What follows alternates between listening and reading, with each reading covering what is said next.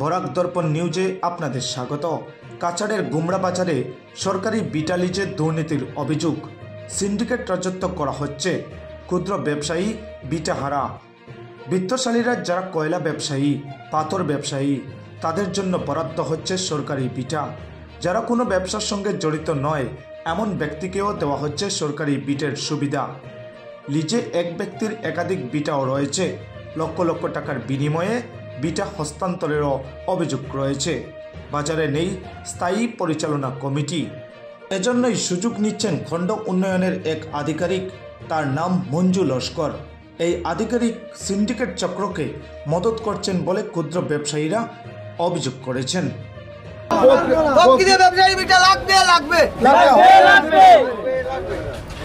এই গুমরা বাজারে একটা দালাল চক্র আছে, একটা সিন্ডিকেট চলে। এই সিন্ডিকেটের একটা মাস্টারমাইন্ড আছে। ওটারে আমি আজকে সার্কেল অফিসারের দৃষ্টি আকর্ষণ করে বুঝতেছি যে আমার সার্কেল অফিসার এবং আবার বিডিও ম্যাডাম ওনার দৃষ্টি আকর্ষণ হইতেছে। আমার অতি সত্য আমার গুমরা বাজারে দেখার জন্য বলছি ওনাকে আমাদের বাজারে কি চলছে। আমাদের বাজারে টোটাল 1,30,00,000 টাকা কালেকশন হয়েছে। এটার মধ্যে যে বিটা দেওয়ার জন্য একটা 5 লাখ টাকা 7 লাখ টাকা রাতারাতি কালেকশন হয়েছে, মানে 5-7 জন মিলিয়া ওই যে সিন্ডিকেট চক্র যেটা কইলাম কালেকশন করা হয়েছে। এই টাকাটা তারা মিলিয়া মোটামুটি বার করছে। আমরা ব্লকের যে অ্যাকাউন্টেন্ট মঞ্জুর তাই এটার মাঝে সামিল আছে।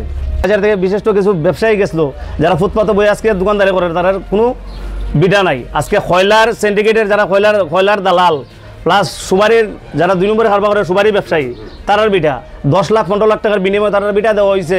আজকে হাইলাকান্দি থেকে মানুষই আমার গুমরা বাজার বিটা পায়। আমার লোকাল যারা সবজি বেছে এবং যারা হাঁস মুরগ বেছে তারা বড় জায়গা নাই।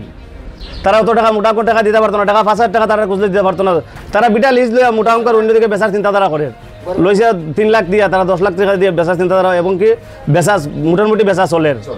এটা নিয়ে আমি গতকালকে বিডিও ম্যাডামের কাছে একদম হয়েছি, আপনি এটা অত সত্য মোটামুটি ব্যবস্থা নেন, না হয় এই এটা নিয়ে খুব আন্দোলন হইব গুমরা বাজারের মধ্যে। আর ওই দেখুন এগুলা ঘর রাত্রে রাত্রে বান্ধিছে, এটা লিজ দিয়েছে শেড ঘর, এটা শেড ঘরের মধ্যে লিজ দিলেছে। আমরা দোকানদারি করি এদিকে, এনে আমরা আজ 20 বছর 22 বছর থেকে দোকানদারি করি, আমরা কোনো লিজ নাই।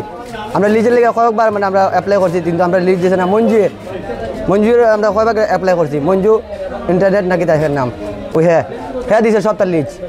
অনুরোধ এটাই আমরা যাতে লিস্ট পাইতাম সরকারের কাছে, আমরা এটা অনুরোধ। আমিও তো ফুটপাতে দোকানদারি করি, আর কিন্তু প্রায় 45 বছর হয়ে গেছে আমার দোকানদারি করার।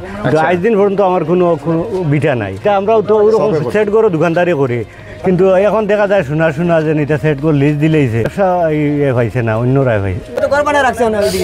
ওই যে স্যার লুকায় বেড়া দিছে অভিযোগ। আমি এখনো 30 বছর তাই বিজনেস করি, আর ফুটপাতে কোনো বিটা পাই না। ব্লগও গেছিলাম, তারা কই যে তুমি তোমার যেন বড়ায় বউ সবাই যা কইতে আমরা কই, আমি খারে গিয়া কইতাম এইরকম ভাষা কথা। দাঁড়িয়ে পর্যন্ত বাকিনো তো ছোটো কালা থাকি এখন বিটা পাই না কারবার করতে করতে। বিটা তো ভার এখন যারা পয়সালা মানুষের বিটা পায়, পয়সা নাই তো তারা। 3 জনে খালি কারবার করে, মার লিস্ট লইতে 16 জনে, আর লয়েছে তারা অন্য ব্যবসা করে, আর লয়েছে অন্য মানুষের কাছে ব্যবসা করে বাড়া 3,000 ওটা 3,500 টাকা মাস 5,000 টাকা দেয়। টাকা পয়সা তো লইয়া ব্লক থেকে আনিয়েছি তারা মানুষের কাছে। আমরা ব্যবসা করি, আমরা লিস্ট নাই, আমরা কাছে বাড়া দেয় কি রকম আমরা তারা ব্যবসা না। তারা বাইরে মানুষ বয় অনেক সময় নিজের জায়গা খালি থাকে, আর বাইরে তো 4-5 জন আছি, 4-5 জন আছি আমরা এখানে কারবারি। নিতাই বৈষ্ণব, গুমরা বাজার। আমার কাকু আমরা আজ 20-22 বছর থেকে দোকানদারি করি এখানে, ছোটো থেকে একবারে। আর এটা বুঝে লিজ দিলেছে বার্মার কারবারি, এরপরে দিকে তোমার এই খয়লার কারবারি, ওই তো অনেক এটা দিয়েছে বার্মার কারবারি, ফুসা কারবারি, ও তা যে সব আনা কারবারি।